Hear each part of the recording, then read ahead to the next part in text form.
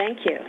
Well, thank you, Anne, and thank you all for joining us to launch this important body of work that has really grown out of the multi-year commitment that the school has made to understanding the U.S., understanding competitiveness and the trajectory of what's happening in this country, and seeing if we could make our contribution to advance the American agenda. And somewhere along the way in that process, we actually discovered that the policies that we need to set may not be the most important problem that we're facing. This slide shows you the kind of one of the key charts from our U.S. competitiveness project work, and it really shows you the sort of strengths and weaknesses of America. And what we discovered is that America is really facing an eroding business environment, and this is underpinning the poor results that our economy has gotten for quite some time now, well before the Great Recession. As we look at those strengths and weaknesses, we find that we still have strengths. Those are things mostly driven by the private sector, if you look at the list. But in that lower left-hand corner, we see the red zone. These are areas where the U.S. is in a disadvantaged position and eroding in its competitiveness, areas like healthcare and corporate tax code and other areas that you will not find surprising. And based on this diagnosis of the U.S., we identified what we call the 8-point plan. Some of you may remember that, which was kind of the 8 things that need to happen in Washington if we are going to move the ball on the critical weaknesses that are holding back our economy.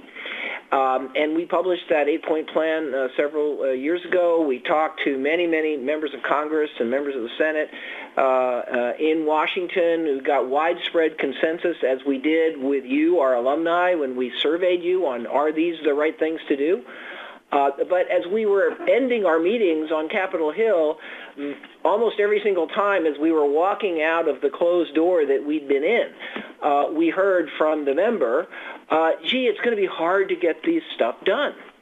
And what we understood, and as we started looking back in history, it turns out actually we've made no progress in getting any of these critical things done. We haven't solved public education, we haven't solved infrastructure, we haven't solved immigration, and on and on and on. And it became clear that the problem was not what to do. The problem was not what policy was the right policy. The problem was politics.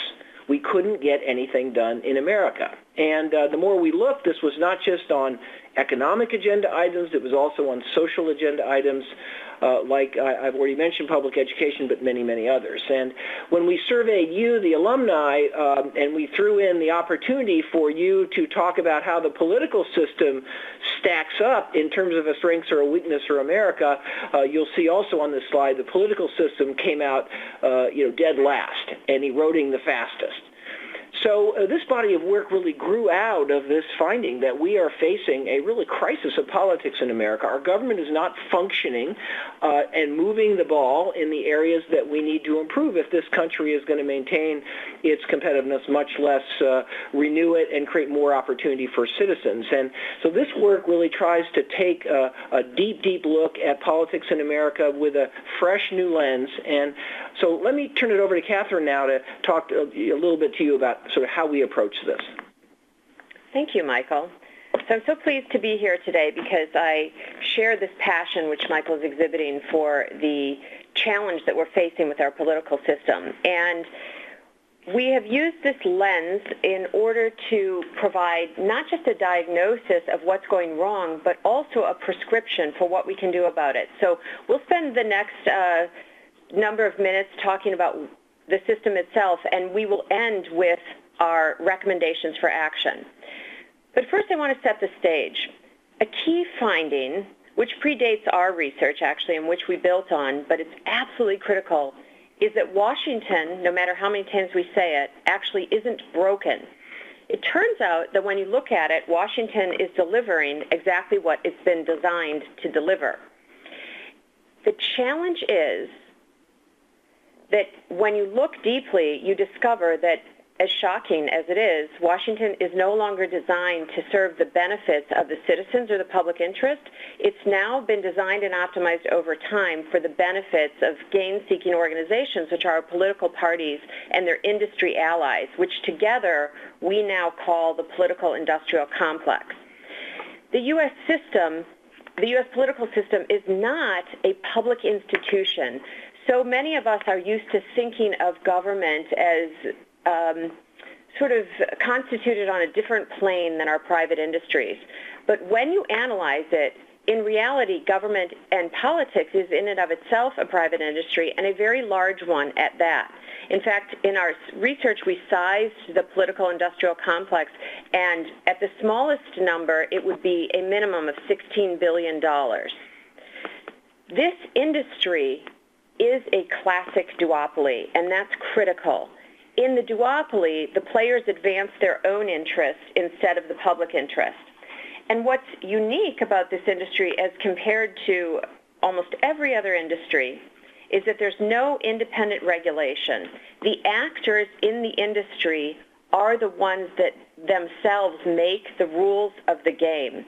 We have been so used to thinking that the rules of our political system were set in the Constitution, but it turns out that so many of the rules that govern the incentives driving day-to-day behavior and legislation are set by the political industrial complex and for their benefit. So we end up with the situation we have today, which is that the actors in the political system are thriving, and yet the American public has simply never been more dissatisfied. And troublingly, there's no accountability for that. There's no accountability because there are only two choices of the consumer. So when the consumer, the customer, the voter shows up at the voting booth in November, all they can do is change control back from one dissatisfactory choice to the other. Now, quickly, before we get into the structure, I want to lay forth the work that we did on outcomes.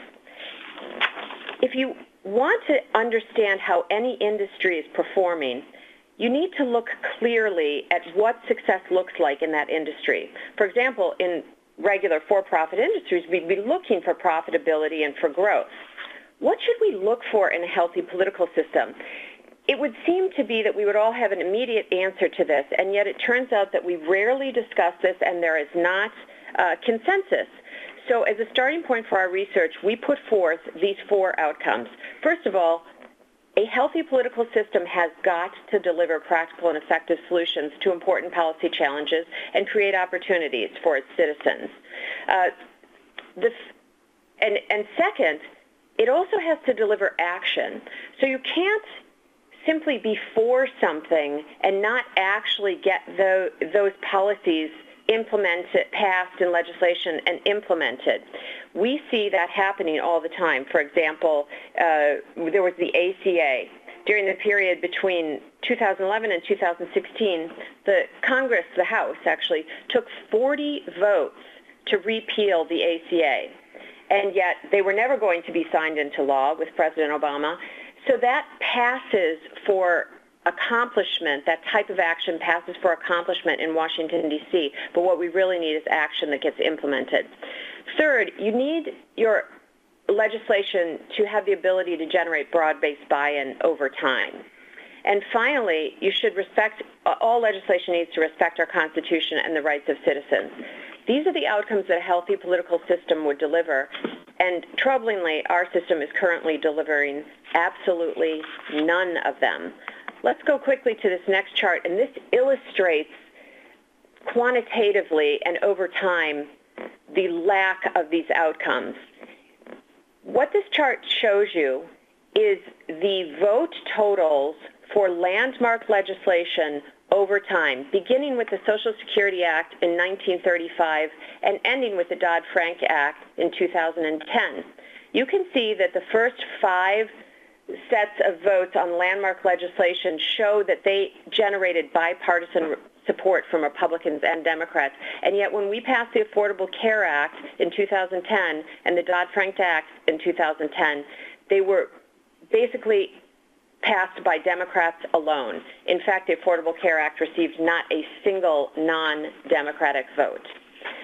This means that we are not delivering the outcomes that are necessary. And the question becomes, why is that?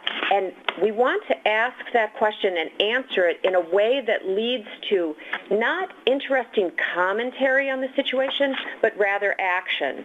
So I'll turn it over to Michael to answer the why question and then come back for the action discussion. Well, thank you, Catherine. So when we approached this question of what's wrong with politics, it became fairly clear to us early on that it was not a legislative, law problem or a constitutional problem. It was really a competition problem, with the competition having been set and defined by the actors in the system. And so, of course, this is something that those of us who study industries think about all the time. What drives competition? What determines the outcomes you see in an industry? Is it profitable, unprofitable, growing, shrinking? And so we took that lens of competition and industry structure, and tried to really apply it to this very unusual, very funky industry. And frankly, I've been groaning under the effort of trying to figure this out, because it's very complicated, very intricate, lots of special rules that nobody knows about. Not a single one of you knows about some of this stuff that goes on. And we tried to kind of get a handle on all that. And of course, the framework we used is the familiar one to many of you. It's the so-called Five Forces framework, which is the way we look at industries in every other part of the economy. And so when you apply the Five Forces framework to this industry, it starts to show you some very interesting things that, again, most of us probably haven't thought about. So this chart just shows you the five forces. In this industry, the buyer actually, we really need to see the buyer as two separate levels of buyers. One is, of course, is the voter, the citizen, but there's the channel by which the parties reach those citizens. The media is part of that, and the social media are part of that. And those channels have actually been evolving in some interesting ways. We also have suppliers. To run a campaign and to govern, you need a lot of talent, you need technology, you need voter data. There's a very large lobbying business that's a supplier. We have think tanks that are coming up with the ideas. And so that's the supplier side. Of course, in every industry, you're interested in the threat of entry. How hard is it to get in? And here, of course, what we all know is there's not really been a successful major new party since 1860 in this country. There's been a few little very minor parties that came up 100 years ago, but this barrier to entry issue is a central issue in political competition. The parties don't face real new competition, and that's true not just for a whole new party, but also for even what we call a substitute, in this case running as an independent, running outside of the party. That's hard too. And in fact, it's so hard that in the recent presidential election, Mayor Bloomberg gave up. He said, I can't run outside the party. And he wasn't willing to run inside the party. And this is something we may want to come back to later on in the Q&A. And then, of course, there's the nature of the rivalry. How do the actors compete? And in this case, it's a duopoly.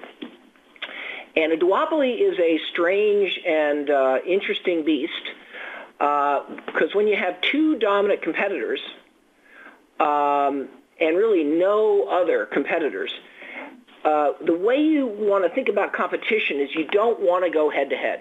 You don't want to, compete for the same voters.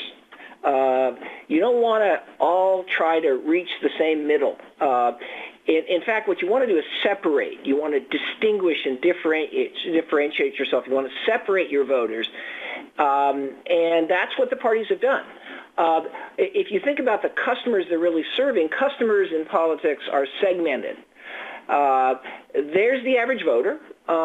There's the non-voter, and unfortunately there's a lot of non-voters, and of course they don't have much clout in the system. 40% in the last presidential election really took themselves out of having any influence whatsoever on the system. But there's some other segments that actually turn out to be critical to understand. One is the partisan primary voters. The partisan primary voters are the people that actually decide who's going to get on the general election ballot.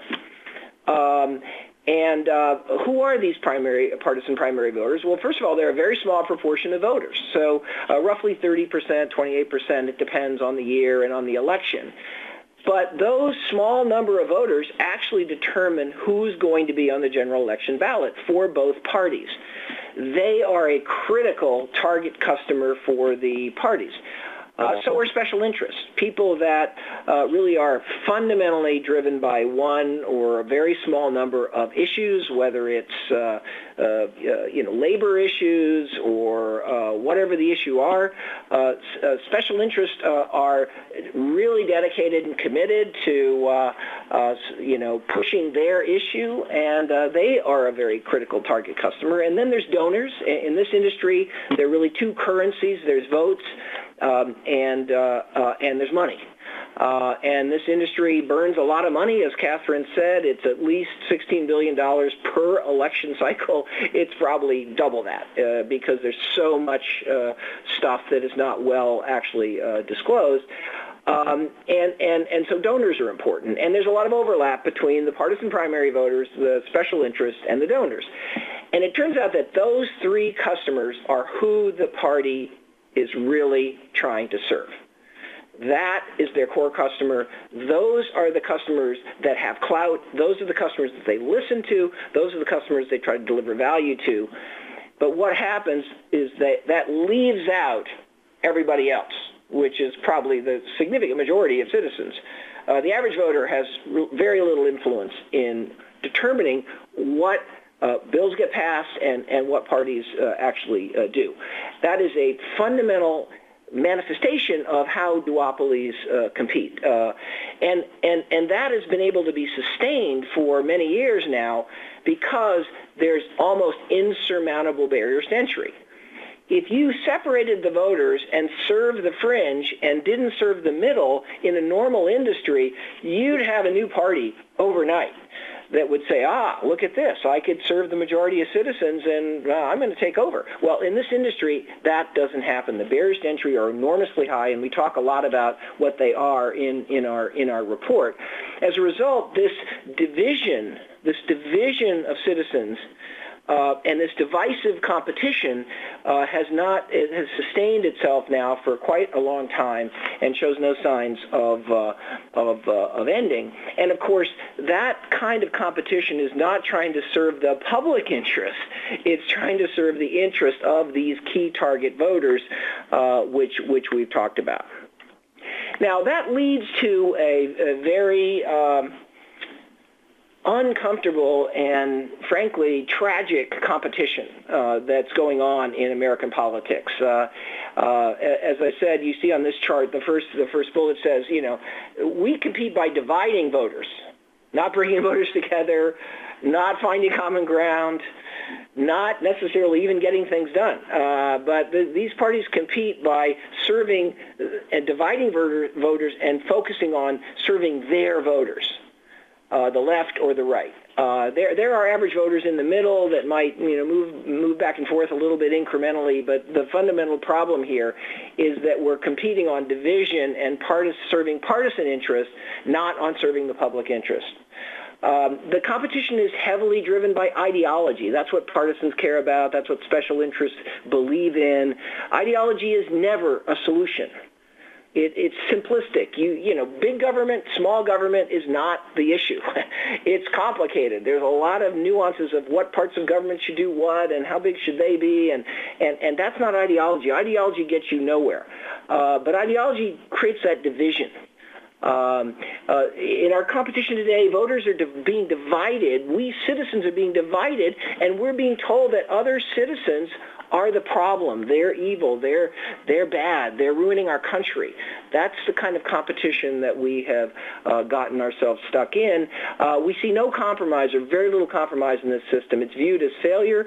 The key voter, the key target customers for the parties don't want compromise. They believe in their issue, their perspective. That's what they want.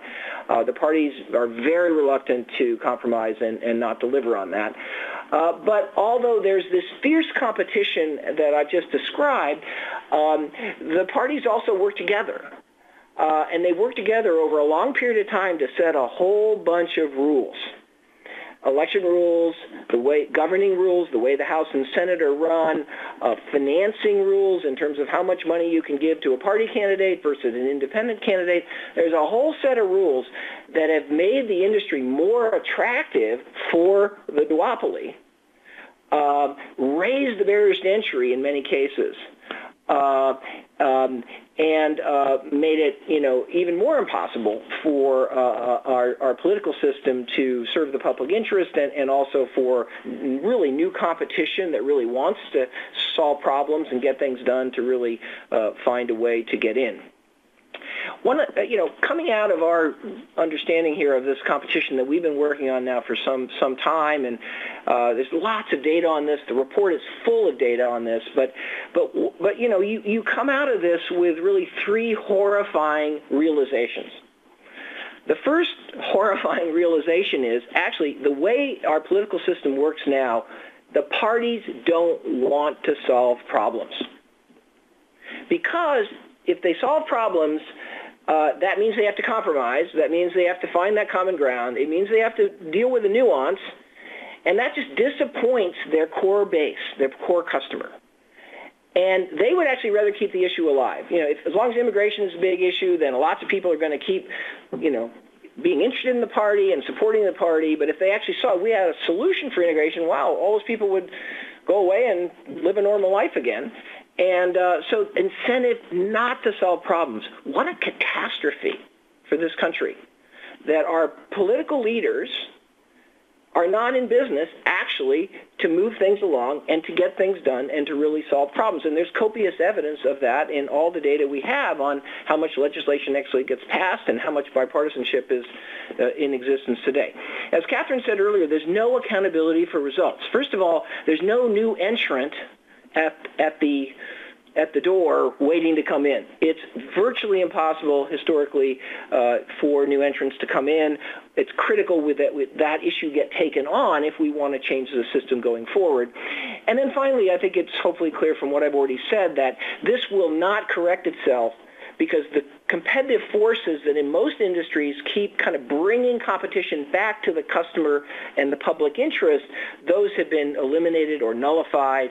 The high barriers to entry, the fact that the customer really only has these two polar choices. So if you want to go from the left to the right, you're making a huge jump. I mean, there's not a whole lot of choices here, and there's really it's really hard for the customer to actually rebel against this industry and force the industry to change its stripes. So we're stuck with a political competition that is failing our country.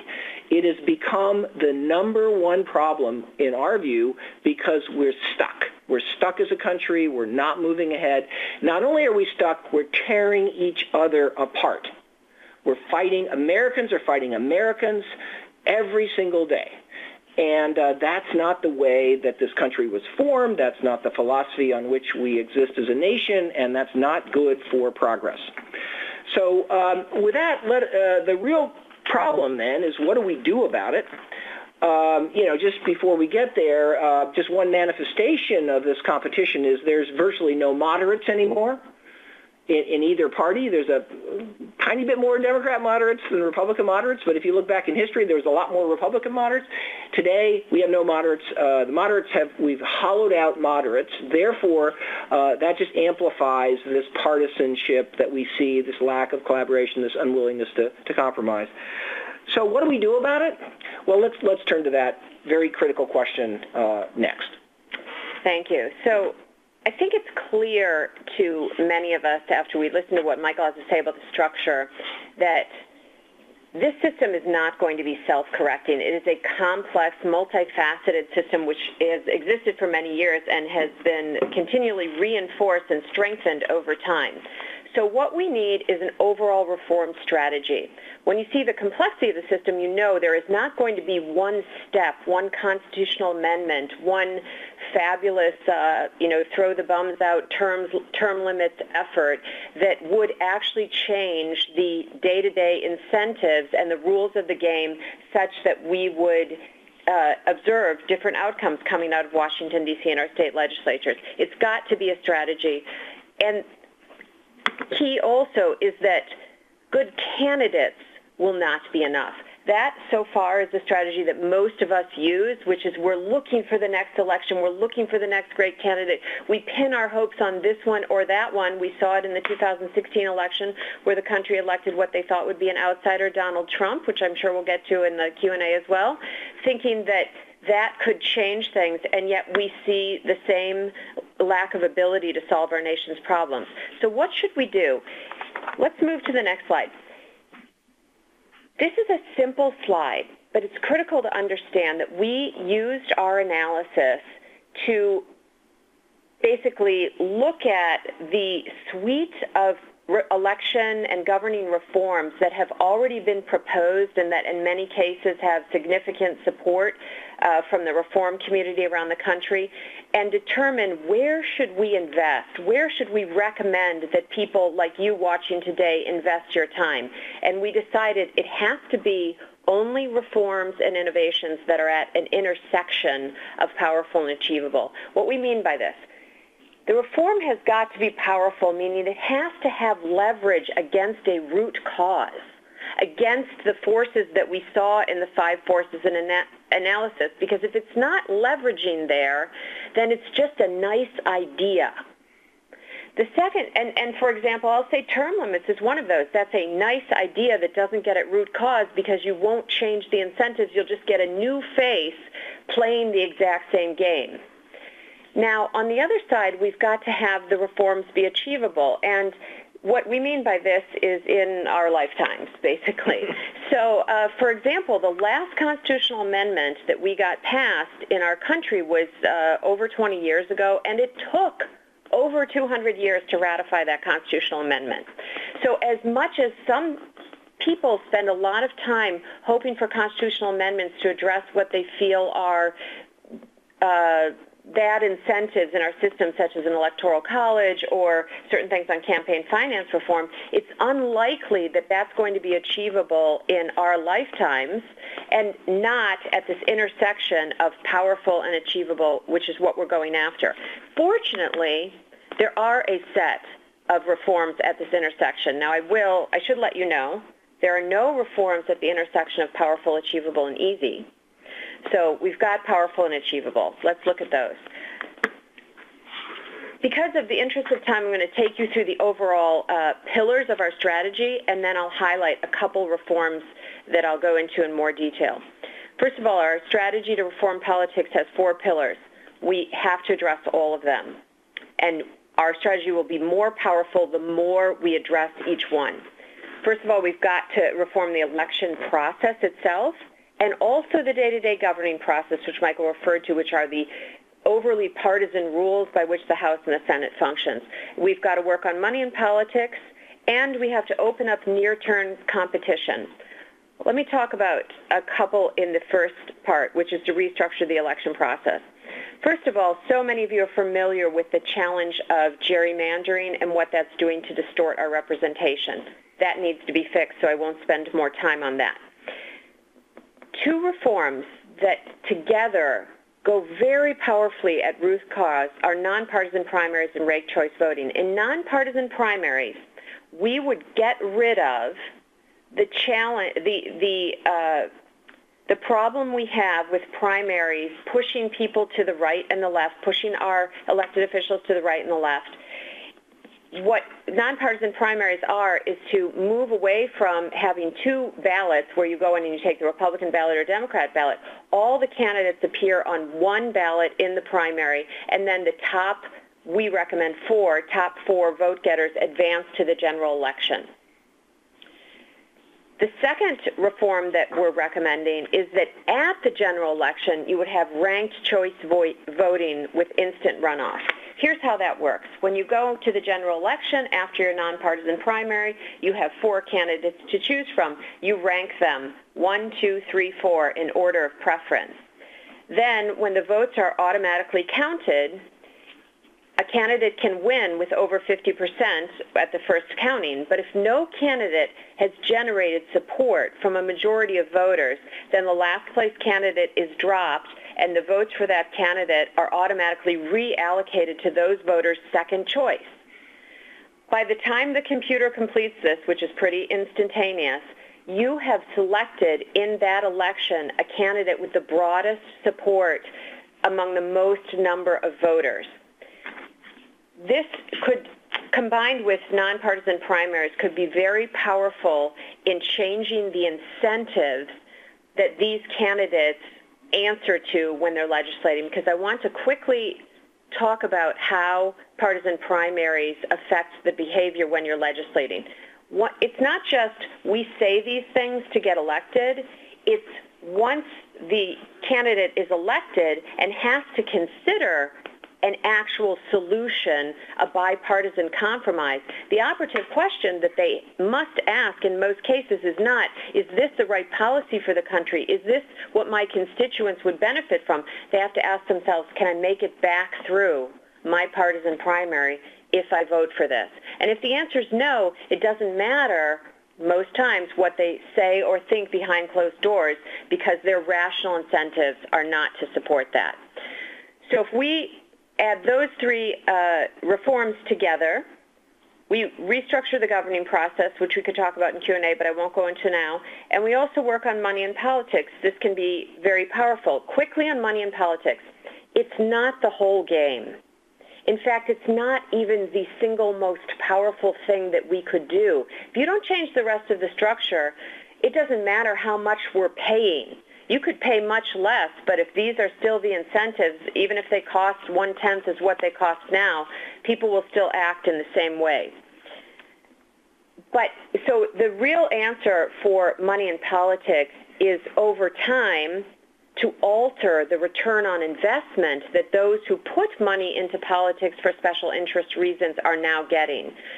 Basically, if you change the incentives and the politicians are not responding to the money will go out of politics, and that's the right order to do it. In the meantime, so those first three pillars of our strategy will take time, a decade, 2 decades. Having said that, there are things that we can do in the near term. As soon as 2018, we can open up near-term competition. One particularly promising strategy is a Senate fulcrum strategy, and the idea behind this is without changing any rules of how the game is played, the country could elect, let's say 3 to 5, independent, problem-solving, solutions-oriented U.S. senators, not beholden to either side of the duopoly. And these U.S. senators could deny either party a majority in the U.S. Senate such that they become the most powerful centrist swing coalition, and could then work with either party to bring progress forward on many of the key issues that Michael and the U.S. Competitiveness Project have identified and of which we're all well aware. The Senate fulcrum strategy is quite powerful. It's available to us in 2018, along with supporting other independents and those running separate from the duopoly. So before we move to Q&A, I'd like to just close pointing out again that over time, our political system was a foundation, if not the foundation, of the United States' success. When I saw originally the political system in the bottom left-hand corner of the U.S. competitiveness as the weakest link, it was shocking, because we know that after World War II, if you think about where America was in the world, that is not where our political system would have figured on an assessment of U.S. strengths and weaknesses. But today, it stands in the way of progress on every issue. And this happened over time by the people we elected who are making the rules. So now we have an opportunity to change it by getting engaged and by also engaging in political philanthropy. Finally, before the Q&A, I'll leave you with one quote which Michael and I like. This is from John Adams, one of our founding fathers. "There's nothing which I dread so much as a division of the Republic into 2 great parties, each arranged under its leader and concerting measures in opposition to each other." That is precisely where we've ended up. And this is now our opportunity to reinvigorate our democracy by changing the rules of the game such that we move away from this current system towards healthy competition that delivers the outcomes we need. Thank you. And Anne, we'd like to take some questions. Terrific. Well, thank you both. And listeners, to submit a question, please click on the Q&A symbol on the top right of your screen to open the Q&A box and then type in the question. So let's start here. Can the U.S. political system change, or is it inevitable that the system will be hostage to special interests? Okay, completely not inevitable. Let's talk about what we just said for these reforms. There's a set of reforms, among them the Senate Fulcrum Strategy, which are available to us as citizens already in the next election that we vote in. And there is progress being made on every one of the reforms that I mentioned. So if you take nonpartisan primaries, those have already been instituted in Washington State and in California. If you take ranked choice voting, that was instituted last November in Maine. How does that happen? It's interesting. The politicians, the members of this political industrial complex have been cooperating well together to, make the rules over time, as we've discussed. But we have available to us 3 opportunities to change those rules. First is citizens' referendums, and this is definitely where you're going to see the earliest signs of progress. In 27 of our 50 states, there is some version of an opportunity for citizens to vote on ballot measures, and then they directly change the rules of the game without asking those who benefit from them to do it. And that's how Maine got ranked choice voting, and that's how Washington and California got nonpartisan primaries and nonpartisan redistricting. Second, there's legislation. We can go to the courts for the right issue. This very promising case, which could be a death knell for partisan political gerrymandering. And the Supreme Court is going to hear that argument on October 3rd and should rule in time to affect the 2018 elections. The third way that we can affect change is by going to our state legislators and getting them to change the rules, because the rules of politics are basically set by states and state constitutions. So in those 27 states that don't have citizens' referendum, that is indeed going to be harder. But I promise you that in the end, the voters are still the boss. And if you have 27 states, let's say, that enacted these reforms through citizens' referendums, the other states with that kind of momentum will no longer deny that kind of democracy to their voters, because there will be so much pressure to make it happen. So again, nothing at the intersection of powerful, achievable, and easy, but very good things at the intersection of powerful and achievable if we get engaged in that effort. Thank you, Catherine. We have a number of questions coming in about the media, about how we can get them on board for change, what their interests are. So what trends are you seeing in the media and technology industries that serve the political industry? Well, that's a very important piece of the overall industry structural evolution that I didn't cover, but we discuss substantially in the actual report. What's happened is that there's some channels to reach voters, like sort of, let's call it direct voter contact, house to house, knocking on doors, having, Republican coffees and, whatever. Those things are controlled by the parties. They've always been controlled by the parties. There's political advertising. That's controlled by the parties.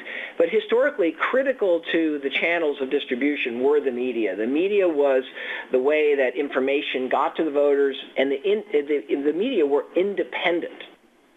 And the media acted independent, and they treasured being independent. And, I remember as a very, very young boy, seeing Walter Cronkite opining about, what we should do in America, on the network. What's happened over time for a variety of reasons is the media has now aligned with the duopoly.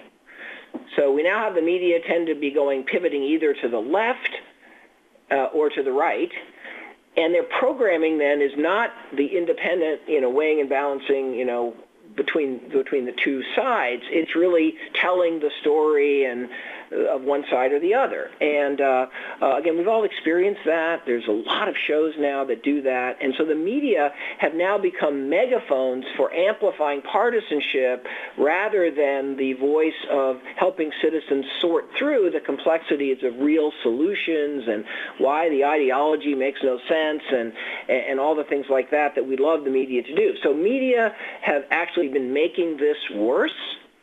The question is, how can the media evolve and make it better? There's still independent media out there. Hopefully there'll be more. Hopefully this work and other dialogue, I think, will start to have the media start questioning their strategy. Right now it's more of a reality TV show. He said, she said, oh, last night we heard that, oh, today they said this. And that's good television in terms of viewership, but unfortunately it's really undermining our system. So the media is a big player, and we don't put forth a strategy for the media in the report, but we will do our best to get there as soon as we can. Thank you. So speaking about the two parties and the back and forth, would you conclude that all two-party or non-multi-party systems will not perform well for its citizens? And how does a third party break through and succeed? So here's key. We are not advocating for a third party or a multi-party system. What we're advocating for is that the consumer, the citizen, the voter, has choices. We suspect that based on our Constitution, over time, our country will likely almost always have two major parties at any given time.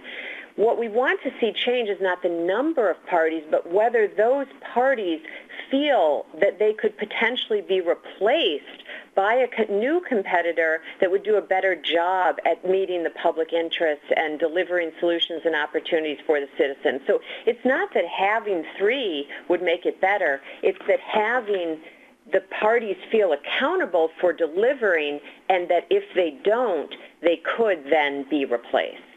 So I think just to build on that, so we need to bring down the barriers to entry.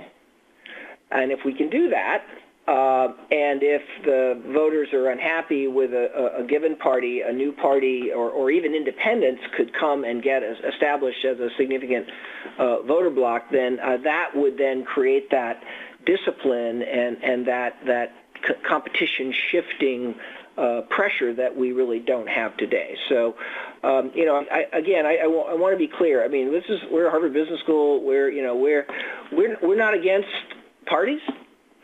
We're not against Democrats. We're not against Republicans. This work is about politics, but it's not political. The way we come at this is that our country is failing to move ahead. We're not solving our most fundamental problems. There is no doubt whatsoever about that. And the root cause of that is not that we can't agree on what the problems are or on reasonable solutions that the experts and consensus builders can agree on. The problem is the political system. So we have to fix competition. Hopefully Republicans will be part of a different kind of competition. Democrats will be part of a different kind of competition. But that's the fundamental purpose of this work. And we are very anxious that we don't let this get into a finger-pointing exercise. Oh, it's the Republicans. Oh, it's the Democrats. And that's what we've fallen into today. We tend to blame the other party for whatever we don't like, and rather than actually questioning whether both parties are competing in a way that actually is in our interest. And it's that competing in a different way that this work tries to take a crack at. As Catherine says, it's not easy to change that, but I think we're at a point now where hopefully the awareness and the stakes are getting sufficiently high that many citizens will start to look at this differently. And also, we've tried the experiment of electing a real outsider who's supposed to be able to get things done, President of the United States, and guess what? Don't hold your breath. Nothing's happening. So that didn't change the system, and to change it, we're going to have to deal with these underlying issues. So let's build on that, actually. And Catherine, you also brought up Trump, and certainly there are a number of questions that came in advance of the webinar and during the webinar about Trump. Is this the new normal? What is there to be said about Trump? So Trump, he's not the new normal. He will do what Trump is going to do, and neither Mike nor I will be able to predict that. What is normal before Trump and will be normal after Trump is the system that we've described today, with these incentives, with this structure, with this unhealthy competition. And the election of Donald Trump actually had virtually no impact on the underlying system and the rules of that game that are played. So I don't know what he's going to do from day to day, and we don't know what he's going to do from yesterday to today. But what we do know is that unless we intervene in the functioning and the rules of the game, we're not going to get much done in this administration, and we're not going to get much done in the next administration. Now, I will say, don't be confused. We can, as a country, get things done in crisis. In crisis, we come together, we pass things. But we are not solving the issues of the 8-point plan. We're not solving the long-term issues, and that Trump makes no difference in. Thank you. If our political crisis is not self-correcting, then how bad can conditions get, and how can business best prepare itself? Well, thank you for that question. I would say that, it's pretty bad. So can it get worse? I mean, we literally haven't passed any significant rules on almost anything significant that really matters to the economic agenda or some of our core social issues like public education. I mean, we all know that public education is the big kahuna. It's what creates opportunity. It's what explains inequality. It's what explains who doesn't have a job. And yet we're still wrangling decade after decade after decade on public education. We still, the people that don't like charter schools call the people who are supporting charter schools evil, and they picket and they yell epitaphs at them. That's America today. We once had the best public education system in the world. Now, every year or every 2 or 3 years when the PISA rankings come out and we rank to other countries, we're lower and lower and lower and lower. And that's true on many of our social issues. So it's pretty bad, and it's hard to see how much worse it could get than that. Making no progress it's hard to be worse than making no progress.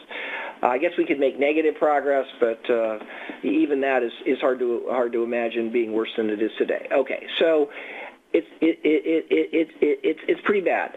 But I think the business community of the players that could make a material difference is critical.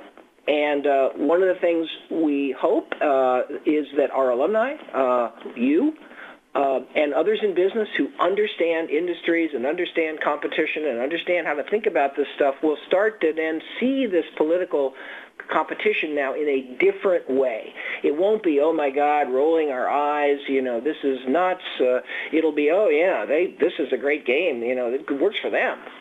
It doesn't work for us, and we can start doing. Now, as business leaders and others in business look at this, I think the one truth we have to say, and that is too many companies have either completely opted out of politics because they see no benefit in it because it's so ugly, but even more difficult is that many companies have started to learn how the game is actually played in politics. And that game is the game of special interest. Too many companies have become special interest. Too many companies have advocated their particular little goodie, whatever it is, their particular regulatory this or tax loophole that, and business has actually contributed to making this worse. We wouldn't have a convoluted tax system if it weren't for business. Business has put that in place through all the lobbying over the years. There's a lot of research on the ROI of lobbying, and as you can probably guess, in this system, the ROI of lobbying is quite high. That's the consistent finding. So it's paid business to advocate their special interests, but that act is undermining the fundamental nature of our political competition and our ability to get things done. So I hope that we in business and all of us connected to the school can become the force in the other direction, and we have to figure out a way to take positive leadership in getting some of these structural changes done that we need to get done, and we need to get our organizations not aiding and abetting the current duopoly competition, but actually kind of being a break against it. I think that's very possible. Our Harvard MBA students that are on the campus right now are phenomenally focused and passionate about this issue. So are all young people. They're freaked out. So with any luck, the business community, our young business leaders in particular who haven't gotten used to the system the way it is, will be leaders in helping us move this agenda forward. Great. This political situation has been visible for many years with increasing dysfunction. How do we reframe the issues and challenges so that all parties reach consensus and rise to a new level of collaboration?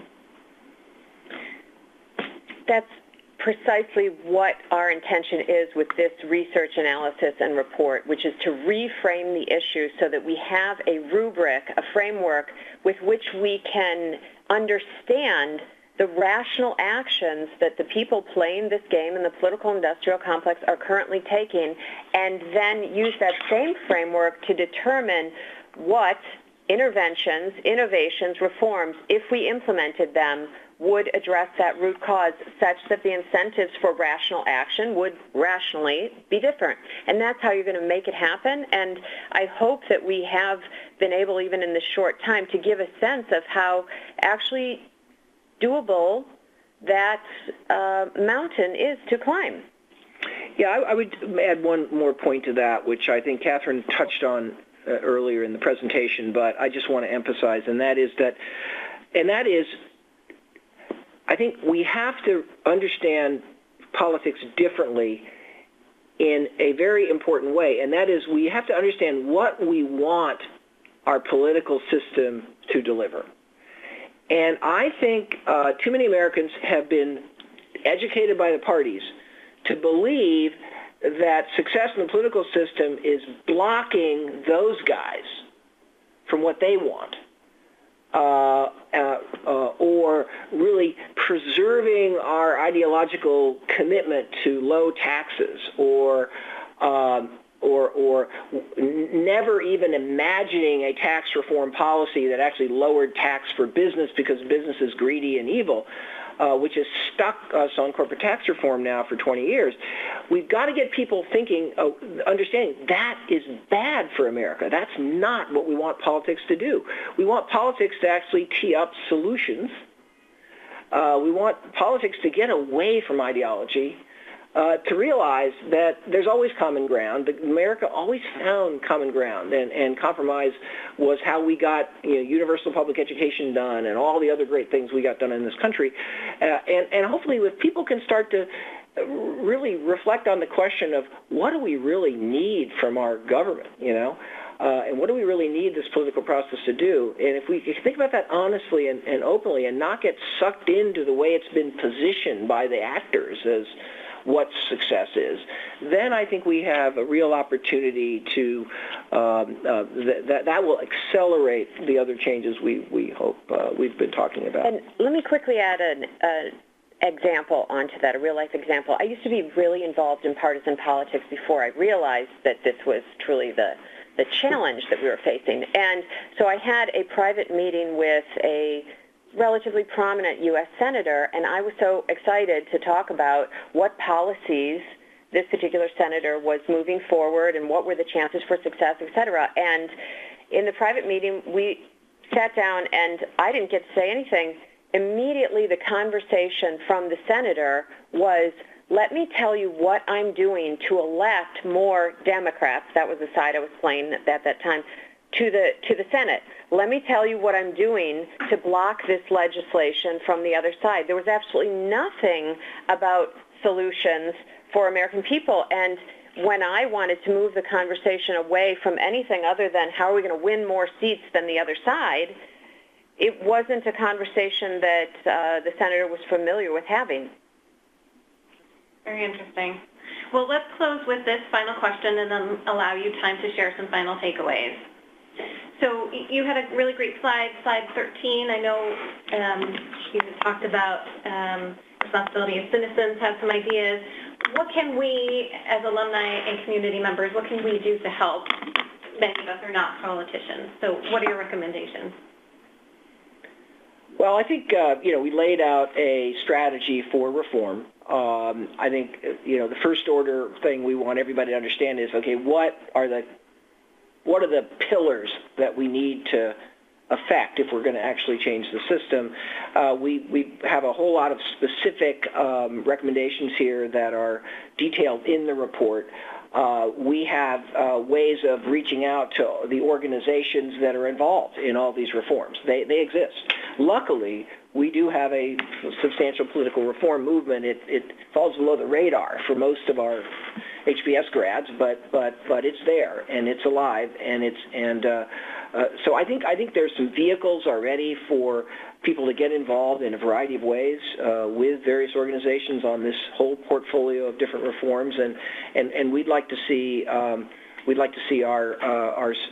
graduates and the listeners here participate in that. We'd also like them to take a really, really hard and brutally honest look at what their company is doing in engaging with government and engaging with politics, and make sure that what they're doing is actually moving this competition in the right direction, rather than just reinforcing this game that the parties have created, by which they're doing great, by which the money keeps rising and the actors in the system, are very busy, and the parties delivering great value to the special interest in terms of their lobbying spending, and the partisan primary voters are rapidly, excited about the party that they're part of, and we've got to change what is defined as success. And I think we in business ought to start at home, with our own companies and how we're behaving, and that will make a difference. For our final thoughts, I'd like to just follow up a little on what you've said. You can think of the action part of our report as serving in some ways as a venture capital study of the industry that is political reform and innovation startups. So most of the organizations that are out there have not reached a huge critical mass such that all of you would know of them, but many of them have quite phenomenal, impressive strategies that get at root cause in these achievable reform areas. So this is an opportunity to download the report to look at those areas for investment and ask the question, what should I invest in this particular startup? Should I invest my time, my money, my communication to tell everybody else to co-invest with me? Because it is critical mass into these startups in this nascent industry that is going to be able to move the needle on the reforms we talked about. And I would close by mentioning, and this is particularly appropriate for, Harvard Business School, we are clear as a country that innovation is absolutely critical and foundational for the success that we have in the business community and for growing our economy and our jobs. And it's what Silicon Valley is all about, and any one of your businesses, I'm sure, is deeply concerned about innovation. Why would we think that we wouldn't need the same innovation over time in the political system? Why would we think that the status quo of whatever rules we managed to make things work with in the 1940s are the same rules that we should play the game with today?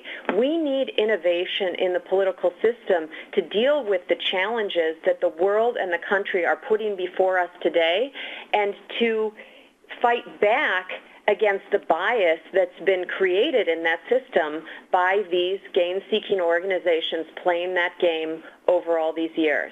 So let's come together, invest in these organizations, deliver innovation into the political system, and see the kind of outcomes that we described today that so many of us want.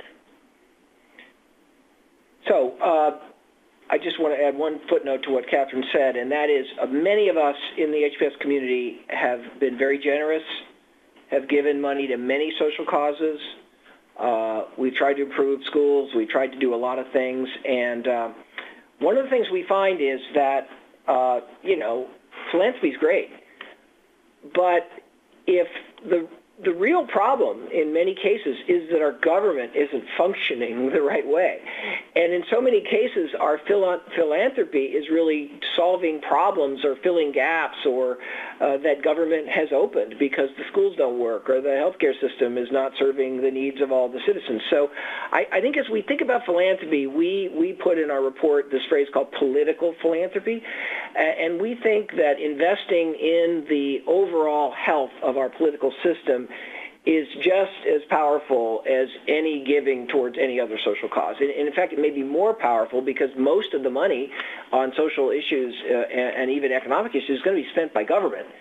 And if that government is spent unwisely and money is spent unwisely and in a biased way and an ineffective way, then all the, giving that we do is not going to matter. So I think we've got to see this political innovation and this political philanthropy as just as important as what we've all sort of grown up doing in the philanthropy sphere.